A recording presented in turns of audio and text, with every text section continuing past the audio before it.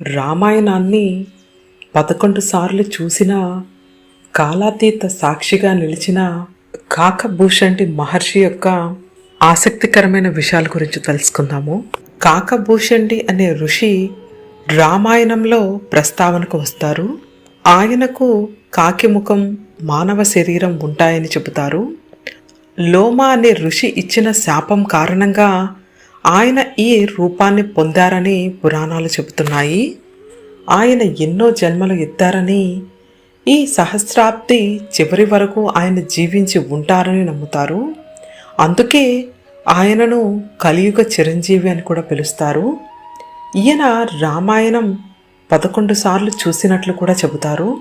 కాకభూషణి ఋషికాల ప్రయాణ సామర్థ్యాన్ని కలిగి ఉంటారని, అందుకే ఆయన కాలాతీత సాక్షిగా నిలిచాడు. రామాయణం, రామచరిత్ర మానస్ గ్రంథాల ప్రకారం కాకభూషణి రాముడి పట్ల చాలా భక్తిపరుడని, అతను ఎంత భక్తిపరుడో ప్రతి కల్పంలో యుగంలో రాముడు భూమిపై అవతరించినప్పుడల్లా కాకభూషణి విష్ణు అవతార రూపమైన రాముడి బాల్య చేష్టలు, ఆయన లీలలను చూడటానికి అయోధ్యకి వెళ్ళేవాడట. ఈ విధంగా ఆయన ఇప్పటికే 11 సార్లు రామాయణం, 16 సార్లు మహాభారతాన్ని చూశాడని చెబుతారు.